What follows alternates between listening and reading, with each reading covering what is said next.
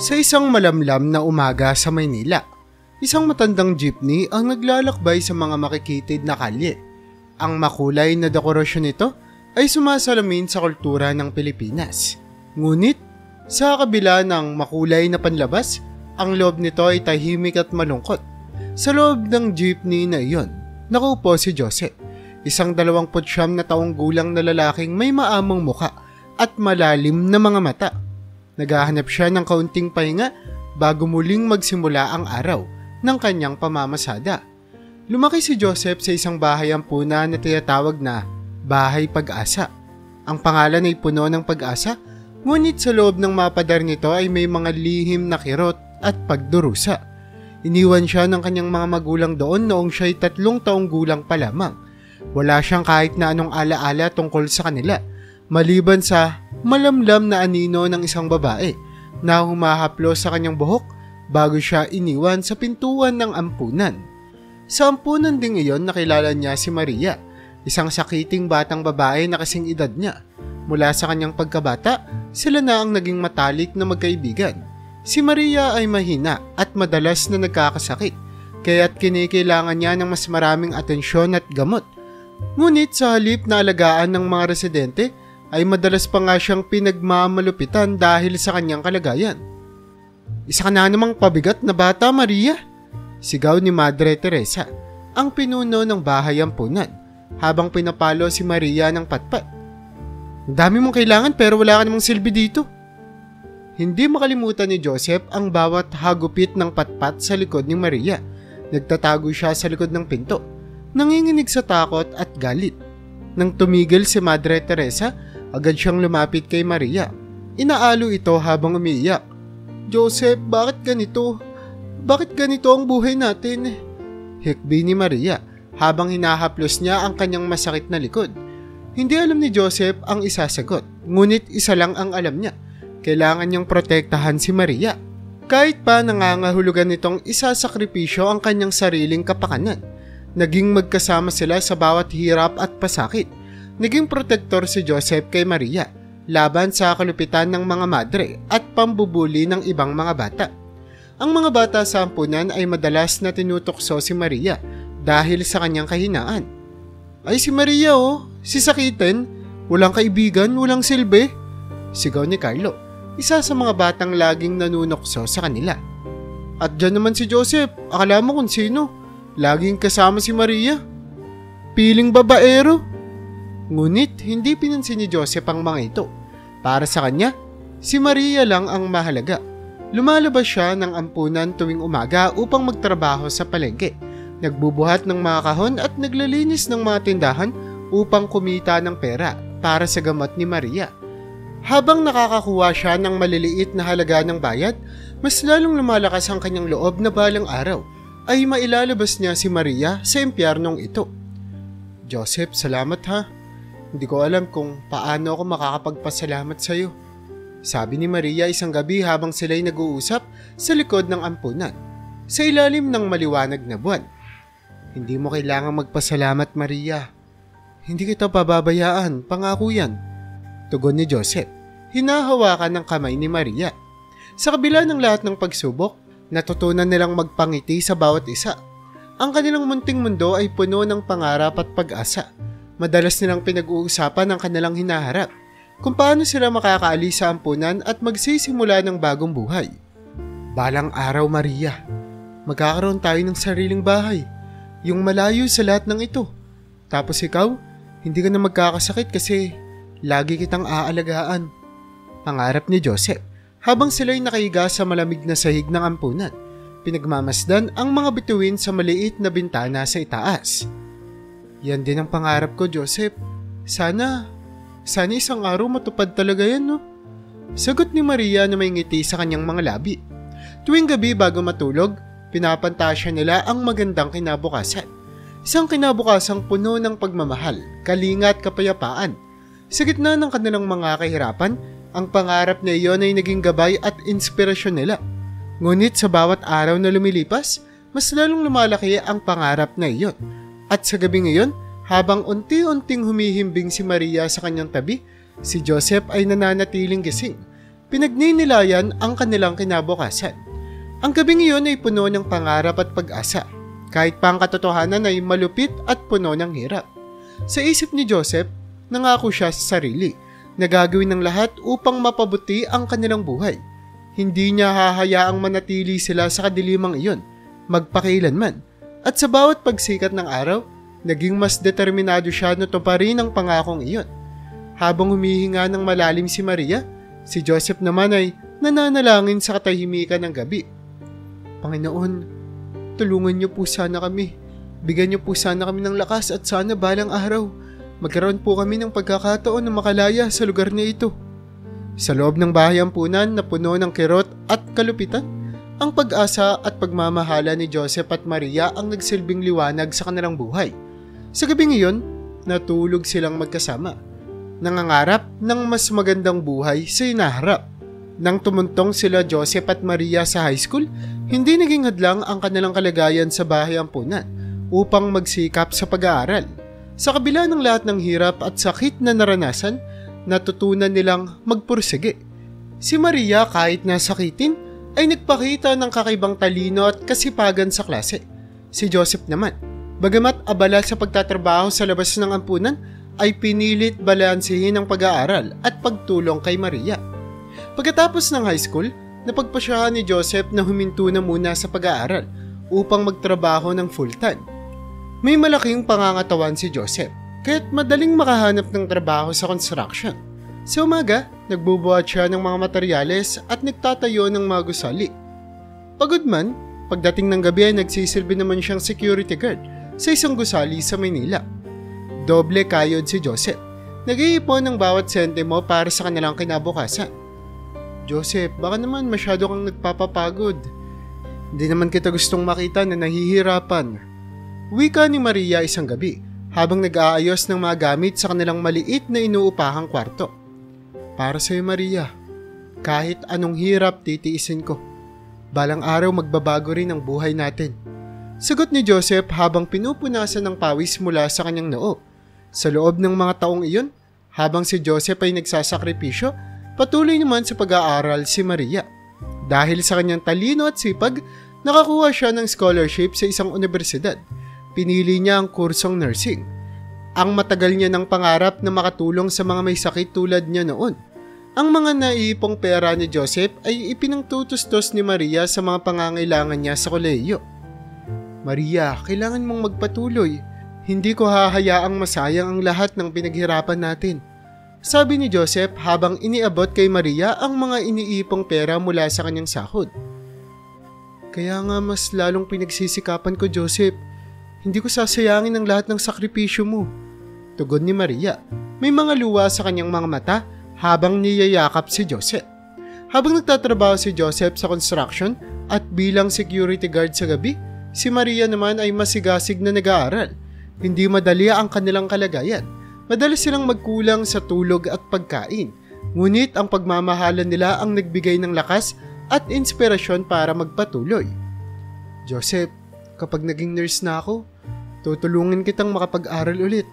Gusto kong maabot mo rin ang mga pangarap mo. Sabi ni Maria isang gabi habang sila'y naglalakad pa uwi mula sa universidad. Ang tanging pangarap ko lang ngayon ay ang makita kang nagtatagumpay, Maria. At alam kong kaya mong gawin yan. Sagot ni Joseph. Hinahawakan ng kamay ni Maria. Sa bawat hakbang at pagsubok, mas lalong tumitibay ang kanilang relasyon. Ang kanilang pagmamahalan ay nagbigay ng liwanag sa madilim na mundo na kanilang ginagalawan. Makalipas ang ilang taon, dumating na ang araw ng pagtatapos ni Maria sa kolehiyo.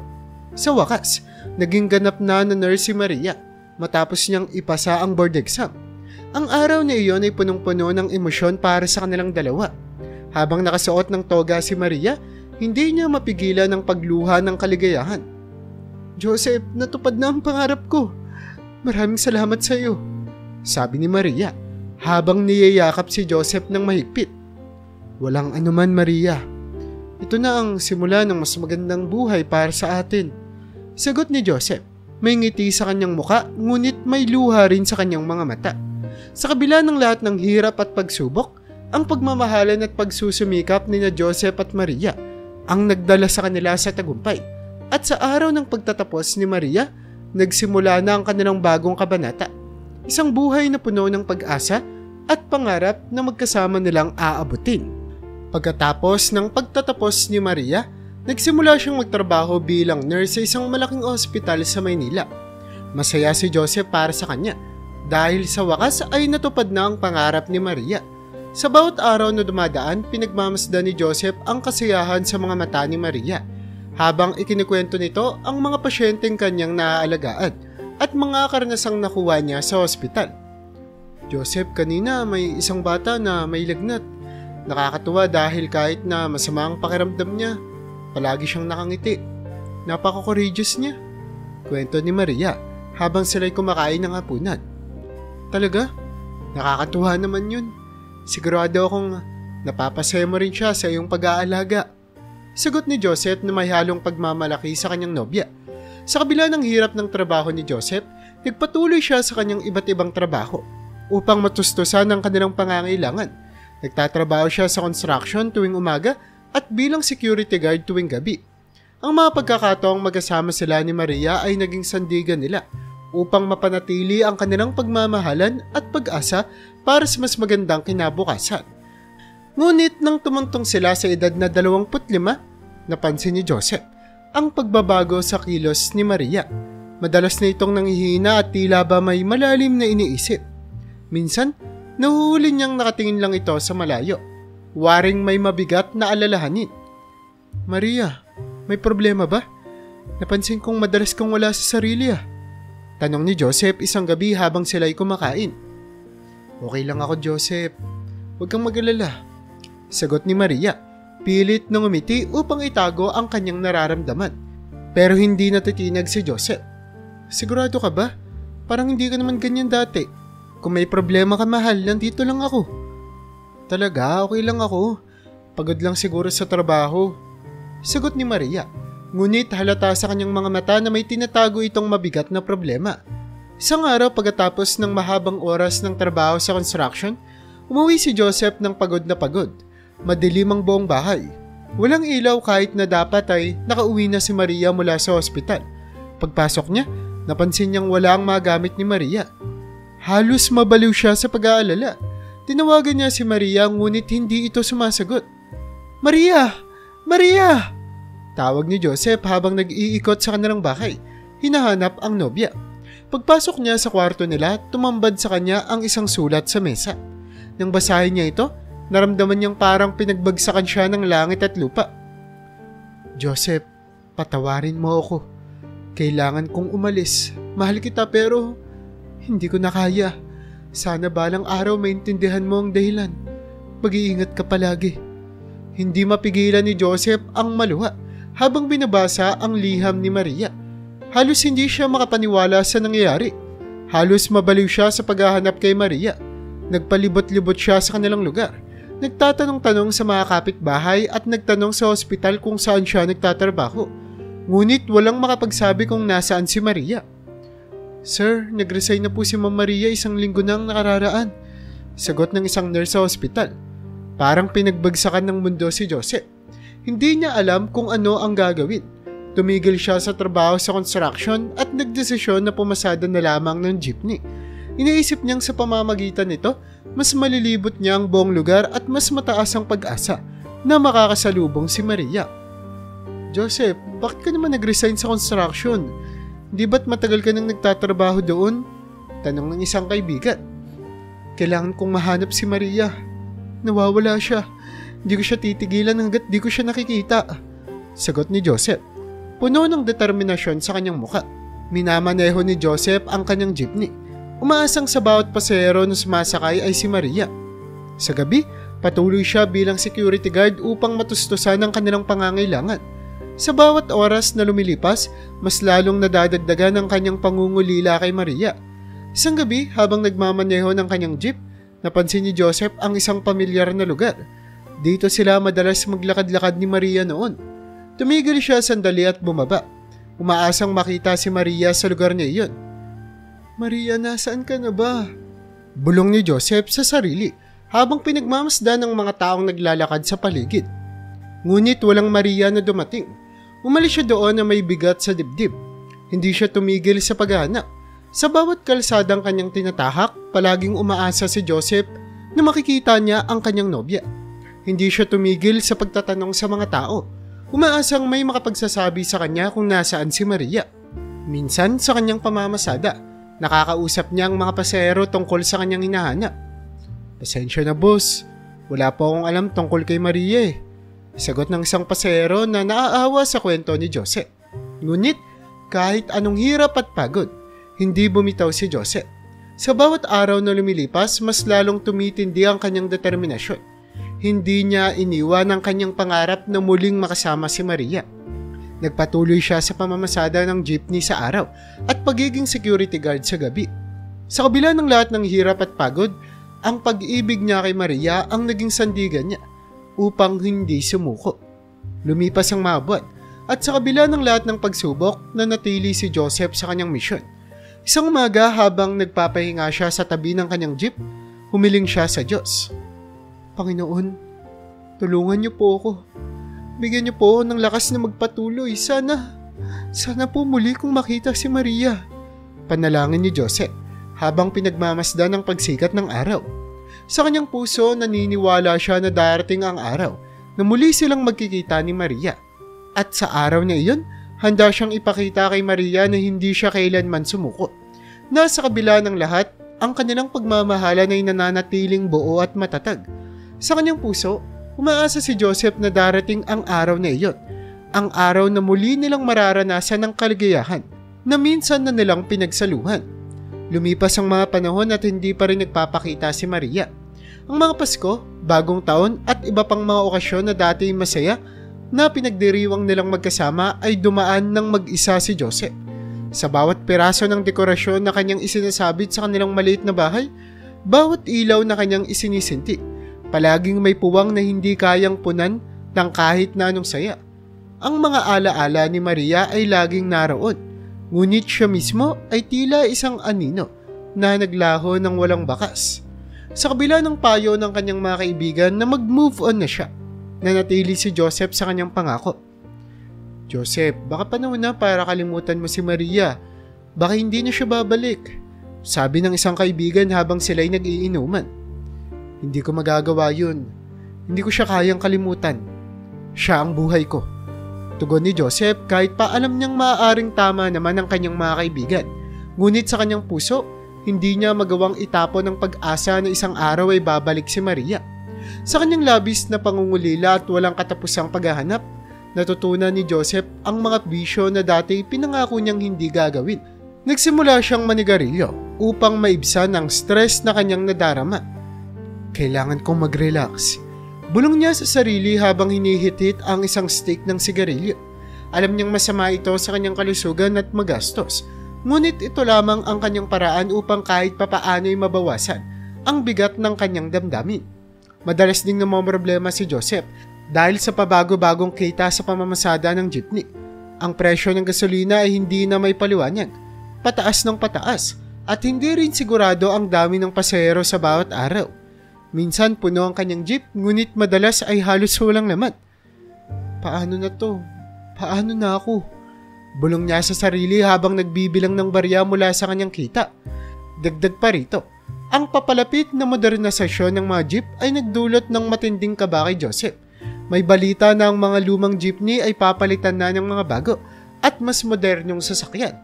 Ito ay nangangahulugang mawawalan siya ng trabaho, ang tanging paraan niya upang makapaglibot at maghanap kay Maria. Isang gabi habang nagbabantay bilang security guard, nakikipag-usap si Joseph sa kanyang kapwa gwardya. "Naririnig mo ba yung balita tungkol sa modernisasyon ng mga jeepney? Mawawalan na tayo ng trabaho," sabi ng kanyang kasamahan. "Oo nga eh. Hindi ko alam kung anong gagawin ko kung mangyari yun. Paano na ako makakapaglibot para hanapin si Maria?" sagot ni Joseph na may halong kaba at lungkot. Kahit na pwede siyang bumalik sa pagtatrabaho sa construction, iniisip ni Joseph kung paano niya magagawa ang kanyang misyon na hanapin si Maria kung sakaling matanggal siya sa pamamasada. Ang trabaho sa construction ay mabigat at nangangailangan ng buong araw. Wala na siyang oras at lakas para sa kanyang paghahanap. Sa bawat oras na siya'y nag-iisa, sa bawat gabi na wala siyang katabi, palaging si Maria ang laman ng kanyang isipan. Naaalala niya ang mga araw na magkasama silang nangangarap. Ang mga gabing magkasama nilang iniisip ang mas magandang buhay. Ngunit ngayon, tila napakalayo na ng mga pangarap na iyon. Ang mga alaala ni Maria ay tulad ng mga bituin sa kalangitan.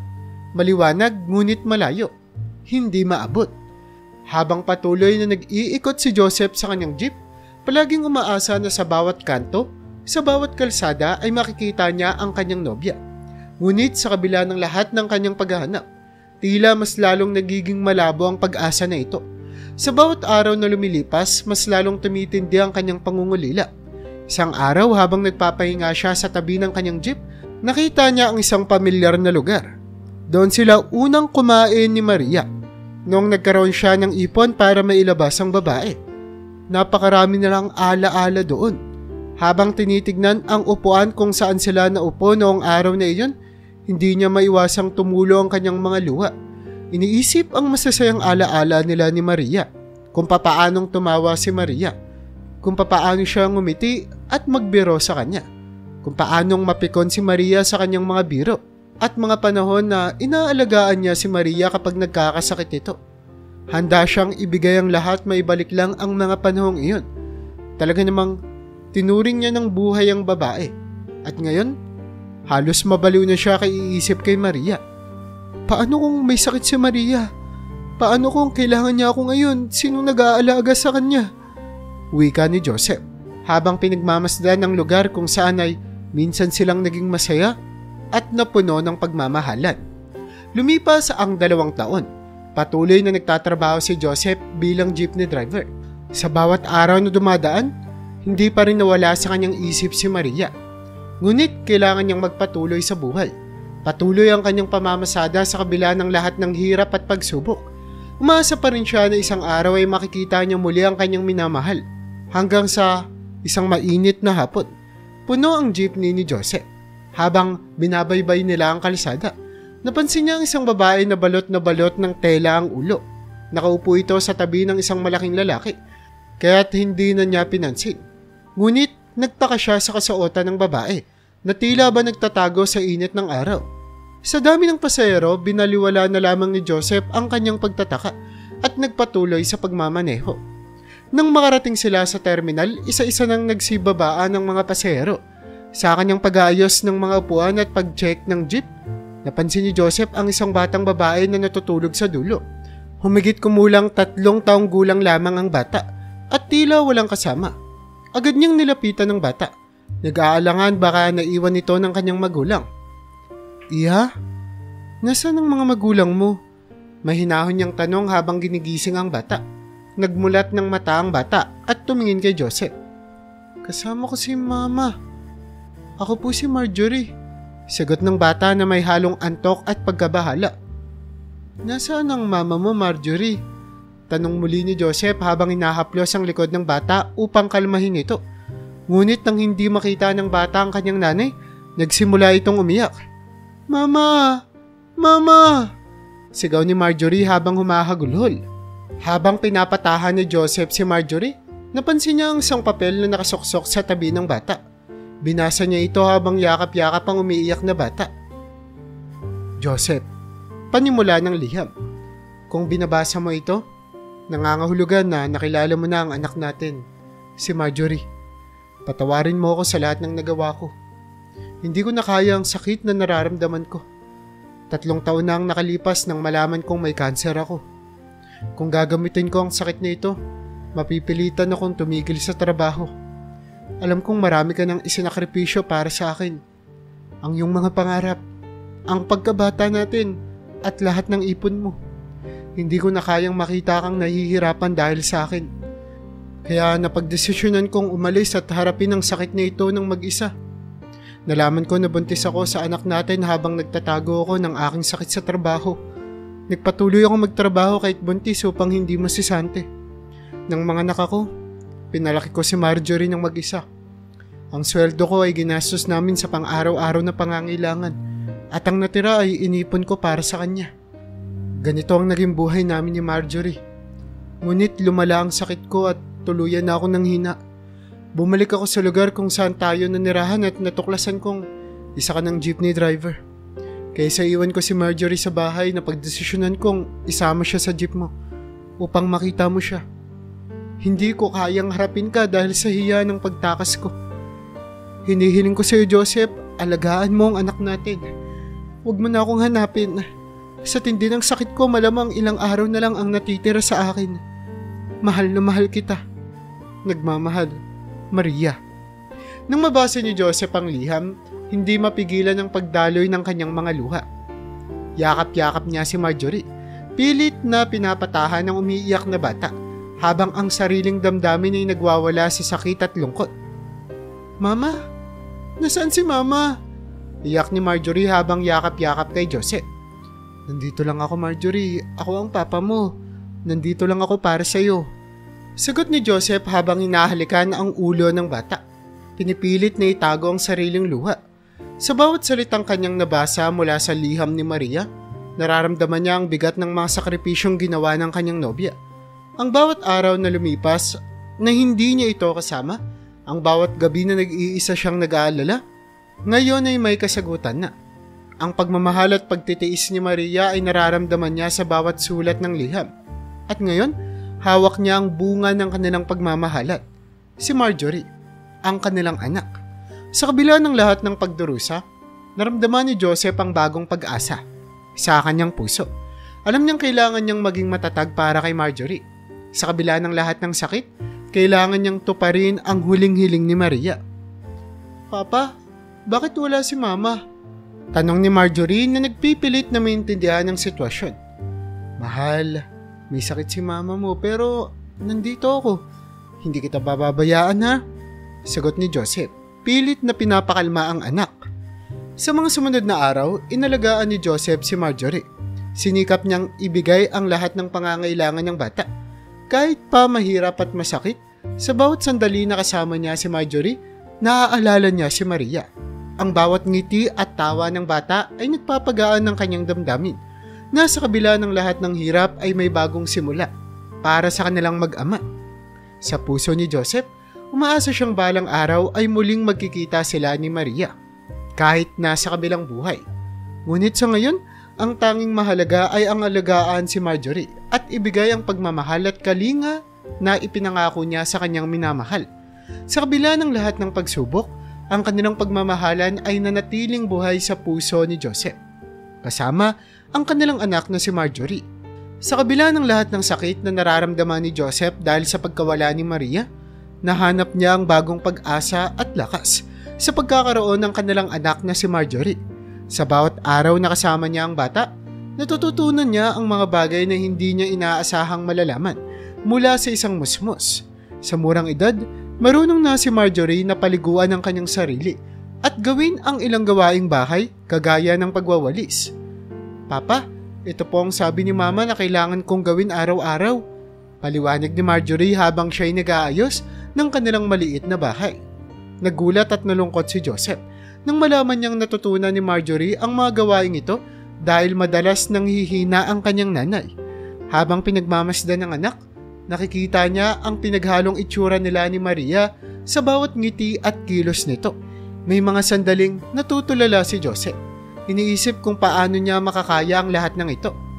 Ngunit sa tuwing tinitignan niya si Marjorie, nararamdaman niya ang tibay ng kanilang pagmamahalan na nagbigay sa kanya ng lakas upang magpatuloy.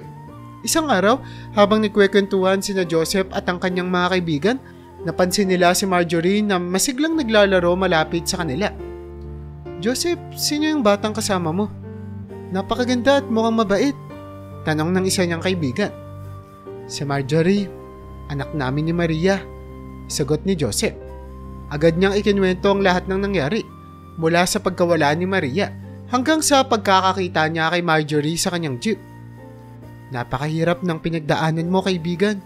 Pero mas mabuti siguro kung idaan mo sa tamang proseso ang pagkupkup sa bata. Payo ng isa pang kaibigan.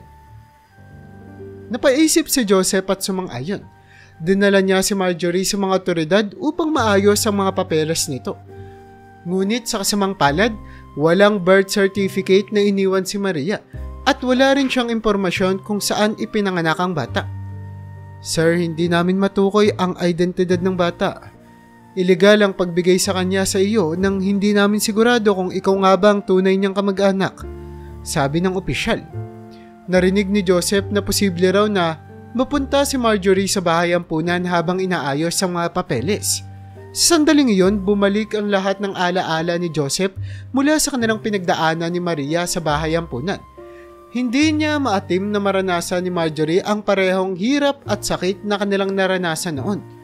Hindi niyo pwedeng kunin si Marjorie. Ako ang tatay niya. Ako ang mag-aalaga sa kanya.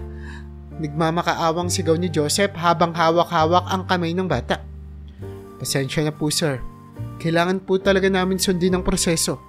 Wala po kaming magagawa hanggat wala kaming sapat na dokumento. Matigas na sagot ng opisyal. Nagsimula nang umiyak si Marjorie habang hinihila siya ng mga opisyal papalayo kay Joseph. Papa, ayoko po sa ibang bahay. Gusto ko po kay Papa. Marjorie, huwag kang mag-alala. Gagawin ko ang lahat para makasama ka ulit. Mahal na mahal kita. Humihikbing sabi ni Joseph habang pinipilit niyang abutin ang anak. Sa kabila ng lahat ng pakiusap ni Joseph, wala siyang nagawa kundi panoorin habang dinadala ng mga opisyal si Marjorie. Ang kanyang puso ay nabasag muli. Sa pagkakataong ito, dahil sa pagkakahiwalay sa kanyang anak, lumuhod siya sa kalsada, humihikbi at umaasang may magagawa pa siya upang muling makasama si Marjorie. Sa kanyang isipan, alam niyang kailangan niyang magpakatatag at gawin ang lahat upang makuha ang karapatan bilang tatay ni Marjorie. Ang gabing iyon ay puno ng lungkot at pighati para kay Joseph. Ngunit sa kanyang puso, isang pangako ang nabuo. Hindi siya titigil hanggat hindi niya muling makakasama si Marjorie. Sa kabila ng lahat ng pagsubok, alam niyang may pag-asa pa rin. At sa bawat araw na lilipas, patuloy niyang haharapin ang mga hamon sa ngalan ng pagmamahal at pangako niya kay Maria at Marjorie. Pagkatapos makuha si Marjorie ng mga otoridad, hindi na tumigil si Joseph sa paghahanap ng paraan para makuha muli ang kanyang anak. Sa bawat araw na lumilipas, sinuyod niya ang bawat sulok ng kanilang dating tirahan. Umaasang makakakita siya ng kahit na anong ebidensya na magpapatunay na anak niya si Marjorie. Binisita niya ang dating ospital kung saan nagtatrabaho si Maria. Ngunit ang mga dating katrabaho nito ay wala ng balita tungkol sa kanya mula nang maglaho siya. Mahirap talaga hanapin si Maria. Parang naglaho na lang siya nang walang bakas, sabi ng isa sa mga dating katrabaho ni Maria. Wala kaming alam kung saan siya nagtungo pagkatapos niyang mag-resign. Hindi nawala ng pag-asa si Joseph. Bumalik siya sa kanilang dating bahay. Pilit pa rin na hinahanap ang anumang bagay na maaaring magamit bilang ebidensya. Nakarating siya sa kanilang dating silid. Binuksan niya ang mga lumang kahon at mga kabinet na baka sakaling may naiwang dokumento si Maria.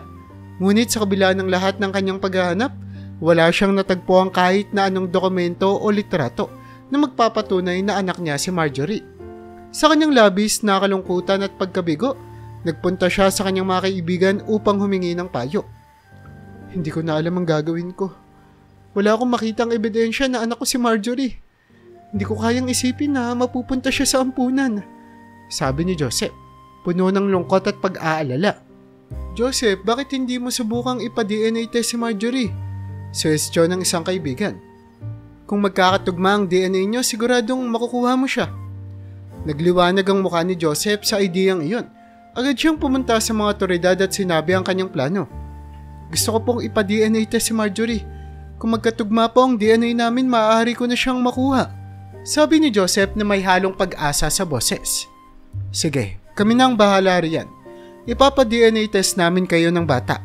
At kung magkatugma ang resulta, aayusin na namin ang mga papeles para makupkup mo siya. Pero kung hindi mag-match, wala kaming magagawa kundi dalhin si Marjorie sa bahay ampunan, sagot ng opisyal. Agad na sumang-ayon si Joseph at sinimulan na ang proseso para sa DNA test.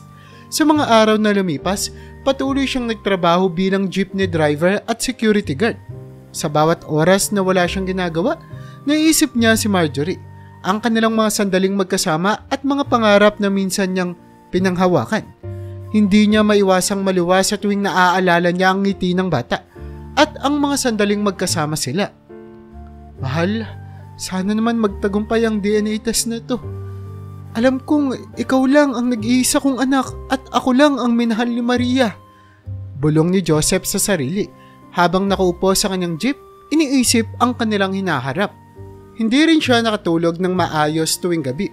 Ang bawat sandali na wala si Marjorie ay tila isang dagok sa kanyang puso. Diyos ko, tulungan niyo po ako. Bigyan niyo po ako ng lakas na magpatuloy. Sana po ay magtagumpay ang DNA test para makasama ko na po ang batang si Marjorie. Panalangin ni Joseph habang nakaluhod sa kanyang maliit na silid. Sa kanyang trabaho bilang security guard, madalas niyang nakikita ang ibang mga bata na kasama ang kanilang mga magulang. Ang bawat tanawin ng isang mag-anak ay nagdadala ng sakit sa kanyang puso. Bakit kailangan mangyari ito sa amin? Hindi ko kayang mawala si Marjorie, sabi ni Joseph sa kanyang sarili habang pinipilit niyang itago ang mga luha. Sa kabila ng lahat, hindi sumuko si Joseph. Patuloy siyang nagtrabaho ng maayos at nagtipid sa kanyang kita upang makapag-ipon para sa hinaharap ni Marjorie. Sa bawat araw na lumipas, ang kanyang pag-asa at determinasyon ay naging gabay upang magpatuloy. Dumating ang araw ng pagsusuri para sa DNA test. Dumaan ang mga araw na puno ng pag-asa at panalangin. Sa bawat oras na lumilipas, nagiging mas malapit na ang araw ng paglabas ng resulta. Sa kanyang puso, naniniwala si Joseph na walang dahilan para hindi magtagumpay ang DNA test. Isang gabi habang nakaupo siya sa kanyang jeepney at pinagmamasdan ng mga bituin, muling nanalangin si Joseph. Panginoon, alam kong mahal mo kami ni Maria. Alam kong si Marjorie ang anak namin. Sana po magtagumpay ang DNA test. Hindi ko po kayang mapunta siya sa bahay ampunan. O Diyos ko, tulungan niyo po kami. Hikbi ni Joseph. Habang humihinga ng malalim, pinipilit na magpakalakas. Sa mga sumunod na araw, patuloy na naghintay si Joseph sa resulta ng DNA test. Alam niyang ang lahat ay nakasalalay sa resulta na iyon. Ang kanyang pag-asa at panalangin ay naging gabay niya upang magpatuloy sa kabila ng lahat ng pagsubok. Sa bawat araw nga na lumilipas, patuloy siyang nagtrabaho at umaasang darating na ang araw na muli niyang makakasama si Marjorie. Sa kanyang puso, naniniwala si Joseph na ang kanilang pagmamahalan ni Maria ay magtatagumpay. Sa kabila ng hirap at sakit, alam niyang may pag-asa pa rin. At sa bawat panalangin niyang binibigkas, umaasa siyang darating na ang araw na muli niyang makakasama si Marjorie at muling mararanasan ang kaligayahan na minsan na nilang pinangarap. Sa wakas, matapos ang mga linggo ng pag-aalala at panalangin, dumating na rin ang araw na inilabas ang resulta ng DNA test. Nagmamadaling pumunta si Joseph sa opisina ng mga otoridad upang malaman ang katotohanan. Sa kanyang pagdating, may kaba at pag-asa sa kanyang dibdib. Hinarap siya ng opisyal na may hawak ng envelope. Mr. Joseph, lumabas na ang resulta ng DNA test, sabi ng opisyal habang binubuksan ang envelope. At tama po kayo. Ikaw ang tatay ni Marjorie. Halos lumundag sa tuwa si Joseph. Hindi niya mapigilan ang pagluha habang niyayakap ang bata na agad niyang nakuha mula sa mga opisyal. Marjorie, uuwi ka na sa akin. Hindi na kita iiwan. Bulong niya sa bata na puno ng kaligayahan. Agad na inayos ng mga polis ang mga dokumento ni Marjorie. Ngunit sa kabila ng magandang balita, nagkaroon ng pag-aalala ang mga otoridad. Joseph, kahit na sapat ang kinikita mo bilang jeepney driver at security guard, kailangan nating tiyakin na magkakaroon ka ng sapat na oras para mabantayan at magabayan si Marjorie, sabi ng opisyal. Naisip ni Joseph ang mga araw na halos wala siyang pahinga dahil sa kanyang dalawang trabaho. Alam niyang tama naman ang mga opisyal, ngunit hindi niya kayang mawala muli si Marjorie. Gagawin ko ang lahat para makuha ko si Marjorie. Hahanap ako ng paraan para magkaroon ng sapat na oras para sa kanya, sagot ni Joseph, puno ng determinasyon. Habang inaayos ng mga opisyal ang mga papeles ni Marjorie, sinimula ni Joseph ang kanyang paghahanap ng bagong trabaho na magbibigay sa kanya ng mas maraming oras kasama ang kanyang anak. Naisip niya na maaari siyang maging security guard sa umaga upang sa gabi ay nasa bahay siya para gabayan si Marjorie. Naghahanap si Joseph ng posibleng trabaho at pinuntahan ng iba't ibang kumpanya upang mag-apply. Kailangan ko ng trabaho sa umaga para makasama ko ang anak ko sa gabi. Kailangan ko siyang gabayan. Paliwanag niya sa bawat interview na pinupuntahan. Matapos ang ilang linggo na paghahanap at pagsusumikap, Nakahanap din si Joseph ng trabaho bilang security guard sa isang malaking gusali sa Maynila. Sa wakas, meron na siyang trabaho sa umaga at maaaring umuwi ng maaga para makasama si Marjorie. Isang araw, tinawagan siya ng opisyal na nag-aasikaso ng kaso nila. Joseph, natapos na namin ang mga dokumento ni Marjorie. Maaari mo na siyang iuwi, sabi ng opisyal. Napaluha sa tuwa si Joseph. Agad siyang pumunta sa opisina ng mga otoridad upang sunduin si Marjorie. Sa kanyang pagdating, nakita niya ang bata na masayang naglalaro sa isang sulok. Marjorie anak, uuwi na tayo, sabi ni Joseph habang niyayakap ang anak. Habang naglalakad sila pa uwi, hindi mapigilan ni Joseph ang pagluha ng kaligayahan. Sa wakas, makakasama na niya si Marjorie at maibibigay niya na ang pagmamahal at kalinga na nararapat sa kanya. Alam niyang maraming hamon ang kanilang haharapin, ngunit handa siyang harapin ang lahat ng ito para sa kanyang anak. Pagdating nila sa bahay, agad na inayos ni Joseph ang lahat para maging komportable si Marjorie. Ito ang kwarto mo, Marjorie. Nandito lang ako sa kabila ng pinto. Tawagin mo lang ako kung kailangan mo ng kahit na ano ha, sabi ni Joseph habang inaayos ang mga gamit ng bata. Mama? Nasaan si Mama? Tanong ni Marjorie na may halong lungkot at pag-aalala. Si Mama ay nagmamahal sa atin, Marjorie. Nasa langit na siya at palagi tayong binabantayan, sagot ni Joseph habang hinahaplos ang buhok ng anak. Sa bawat araw na lumipas, patuloy na sinikap ni Joseph na maging isang mabuting tatay para kay Marjorie. Ipinakita niya sa bata ang kanyang pagmamahal at pangangalaga. Binigyan siya ng oras at atensyon na nararapat sa kanya. Marjorie, mahal na mahal kita. Gagawin ko ang lahat para maging masaya ka, sabi ni Joseph habang magkasama silang naglalakad papunta sa parke. Habang tumatagal, mas lalong nagiging matatag ang relasyon nila bilang mag-ama.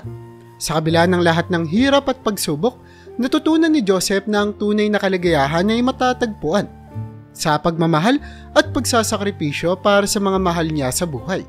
At sa bawat araw na lumilipas, naramdaman niya ang presensya ni Maria na nagbabantay sa kanila, nagbibigay ng lakas at pag-asa upang magpatuloy. Lumipas ang panahon at tumungtong na sa 5 taong gulang si Marjorie. Ipinakita ni Joseph ang kanyang pagmamahal at dedikasyon sa pagpapalaki sa kanyang anak. Nagpasya siyang i-enroll si Marjorie sa isang malapit na eskwelahan upang masiguro na maganda ang magiging kinabukasan nito. Isang umaga, habang nag-aayos si Marjorie ng kanyang mga gamit, tinawag siya ni Joseph. Marjorie, handa ka na bang pumasok sa eskwelahan? Ngayong araw ang unang araw mo sa kindergarten, sabi ni Joseph habang inaayos ang uniforme ng bata. Opo, Papa. Excited na po ako, sagot ni Marjorie na may malaking ngiti sa kanyang muka. Habang naglalakad sila papunta sa eskwelahan, hindi mapigil ni Joseph na mapangiti. Naaalala niya ang kanyang mga karanasan noon sa bahay ampunan. Ngunit sa kabila ng lahat ng iyon, naramdaman niya ang pag-asa na ang anak niya ay magkakaroon ng mas magandang kinabukasan. Marjorie, tandaan mo, mag-aaral ka ng mabuti. Huwag kang mahihiya na magtanong kung may hindi ka naiintindihan ha, payo ni Joseph. Hawak ang kamay ng anak. Papa, promise ko po yun, sagot ni Marjorie na puno ng determinasyon. Sa unang araw ng eskwela ni Marjorie, hindi maiwasan ni Joseph na maluha habang pinagmamasdan ang anak na pumapasok sa silid-aralan. Panginoon, salamat po sa lahat ng biyaya. Sana ipatuloy niyo po aming gabayan. Panalangin niya sa sarili bago umalis upang pumasok sa trabaho. Sa bawat araw na lumilipas, sinikap ni Joseph na maging masaya at puno ng pag-asa ang kanilang buhay. Tuwing umaga bago pumasok sa trabaho, inihahatid niya si Marjorie sa eskwelahan. Marjorie, nandito na tayo. Magpakabait ka ha, paalala ni Joseph habang pinupunasan ng mukha ng anak. Opo, Papa, I love you po, sagot ni Marjorie habang niyayakap si Joseph bago tumakbo papasok sa eskwelahan. Tuwing gabi naman pagkatapos ng kanyang trabaho bilang security guard, tinuturuan ni Joseph si Marjorie sa kanyang mga aralin. Papa, paano po ito? Tanong ni Marjorie habang itinuturo ang isang math problem sa kanyang notebook. Ganito anak, una mong gagawin ay hatiin mo muna ito, paliwanag ni Joseph habang tinutulungan ng anak. Tandaan mo, mahalaga ang tiyaga at sipag sa pag-aaral. Mabilis natutunan ni Marjorie ang mga aralin at hindi nagtagal napansin ng kanyang mga guro na matalino siya, katulad ng kanyang nanay. "Joseph, ang galing ng anak mo. Napakasipag at matalinong bata," sabi ng isa sa mga guro ni Marjorie sa kanya isang araw. "Salamat po. Napakasaya kong marinig yun," sagot ni Joseph na puno ng pagmamalaki. Sa bawat araw, mas lalong tumitibay ang samahan nilang mag-ama. Sa tuwing may mga proyekto o aktibidad sa eskwelahan ni Marjorie, palaging nandiyan si Joseph upang suportahan siya. "Papa, may drawing contest po kami sa school. Tingin mo po, maganda po ba itong ginawa ko?" tanong ni Marjorie habang ipinapakita ang kanyang obra maestra. "Naku, napakaganda naman yan, anak. Sigurado akong mananalo ka," sagot ni Joseph habang hinahalikan ang noo ng anak. Hindi nagtagal, napansin ni Joseph na si Marjorie ay hindi lamang matalino, kundi masipag rin, katulad niya. Nakikita niya ang sarili sa anak tuwing masigasig itong nag-aaral at tumutulong sa mga gawaing bahay. "Papa, tapos na po ako mag-aral. Ano po bang susunod kong gagawin?" tanong ni Marjorie isang gabi. "Pwede ka nang magpahinga, anak. Pero kung gusto mo, pwede tayong magbasa ng libro bago matulog," sabi ni Joseph habang inaayos ang higaan ng anak. "Opo, Papa. Gusto ko po yun," sagot ni Marjorie na may malaking ngiti sa kanyang muka. Habang binabasa ni Joseph ang isang kwento kay Marjorie, naalala niya ang mga aral na natutunan nila ni Maria sa kabila ng lahat ng kanilang pinagdaanan. "Marjorie, tandaan mo, mahalaga ang pagmamahal at respeto sa bawat isa. Kahit anong hirap ng buhay, palaging magtiwala sa sarili at sa Panginoon," sabi ni Joseph habang hinihimas ang buhok ng anak. "Opo, Papa, lagi ko pong tatandaan yun," sagot ni Marjorie habang unti-unting humihimbing sa kanyang higaan.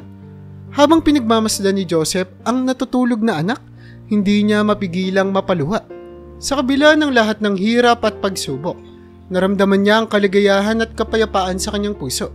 Alam niyang natupad niya ang pangako kay Maria na alagaan at mahalin si Marjorie ng buong puso.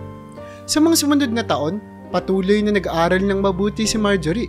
Lumaki siyang mabait, matalino at masipag, na puno ng pangarap para sa kanyang kinabukasan. At si Joseph, sa kabila ng mga alok ng kanyang mga kaibigan na maghanap ng bagong nobya, ay napagpasyahan niyang ilaan ang lahat ng kanyang oras at atensyon sa kanyang anak na si Marjorie. "Papa, bakit hindi ka nalang maghanap ng bagong mama ko para sa akin?" tanong ni Marjorie isang gabi habang sila'y kumakain ng hapunan. "Anak, ikaw lang ang mahalaga sa akin ngayon. Gusto kong ibigay ang lahat ng oras at pagmamahal ko sa iyo," sagot ni Joseph habang pinupunasan ang labi ng kanyang anak. "Nandito ako para sa iyo at gagawin ko ang lahat para maging masaya at maganda ang buhay mo." Sa bawat araw na lumilipas, mas lalong naging masaya at puno ng pagmamahala ng buhay nilang mag-ama. Ang bawat ngiti ni Marjorie ay nagsilbing liwanag sa madilim na pinagdadaanan ni Joseph. At sa bawat yakap at halik ng anak, naramdaman niya ang pagmamahal ni Maria na palaging nagbabantay sa kanila mula sa langit. Mabilis na lumipas ang mga taon at tumungtong na sa grade 6 si Marjorie. Sa bawat hakbang na ginawa niya, hindi nawala ang suporta at pagmamahal ni Joseph. Si Marjorie ay patuloy na nagpakita ng katalinuhan at kasipagan, kaya't hindi nakapagtataka na siya ang nag-valedictorian sa kanilang batch.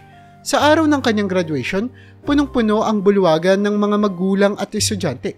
Lahat ay nagagalak sa kanilang mga natamong tagumpay. Habang pinapakinggan ni Joseph ang talumpati ng kanyang anak, hindi niya mapigilan ng mga luha. Mula sa likod ng mga upuan, nakikita niya si Marjorie na nagsasalita sa harap ng lahat, puno ng kumpiyansa at kasiyahan. "Sa araw na ito, nais kong pasalamatan ng dalawang pinakamahalagang tao sa buhay ko," simula ni Marjorie. "Ang aking ama, na nagtaguyod at nagmahal sa akin ng buong puso. Siya ang nagturo sa akin ng lahat ng mahalagang aral sa buhay. At ang aking ina, na alam kong patuloy na gumagabay sa akin mula sa langit." Nagpatuloy si Marjorie. "Papa, lahat ng ito ay para sa iyo at kay Mama. Salamat sa walang sawang pagmamahal at suporta. Dahil sa inyo, natutunan ko kung gaano kahalaga ang pagsisikap at pag-asa. Mahal na mahal ko po kayo." Habang tinatapos ni Marjorie ang kanyang talumpati, nagsimula na rin tumulo ang mga luha ni Joseph. Hindi niya mapigilan ang saya at pagmamalaki na nararamdaman niya.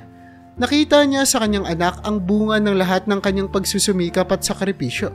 Sa bawat salitang binibitawan ni Marjorie, naramdaman niya ang presensya ni Maria na tila ba nagsasabing, "Mahal, salamat sa lahat ng ginawa mo para sa ating anak." Pagkatapos ng seremonya, nagmamadaling lumapit si Joseph kay Maria at niyakap ito ng mahigpit. "Marjorie, sobrang proud na proud ako sa iyo. Ikaw ang pinakamagandang regalo na natanggap ko mula kay mama mo," sabi ni Joseph habang pinupunasan ng mga luha sa kanyang mga mata. "Papa, salamat din po sa lahat. Hindi ko po ito magagawa kung wala ka," sagot ni Marjorie habang yakap ang kanyang tatay. Sa kanilang pag-uwi, nakatanaw si Joseph sa labas ng bintana ng jeep, habang si Marjorie ay masayang nagkikwento tungkol sa kanyang mga plano sa hinaharap. Pagdating nila sa bahay, naupo sila sa kanilang maliit na sala, puno ng kasiyahan at pagmamalaki. Habang tinitignan ni Joseph si Marjorie, napagtanto niya na sa kabila ng lahat ng hirap at sakit na naranasan niya noong kabataan, nakahanap siya ng tunay na pamilya. Ang bahay ampuna na minsang naging kanyang tahanan ay pinalitan niya ng isang tunay na pamilya, puno ng pagmamahal at pag-asa.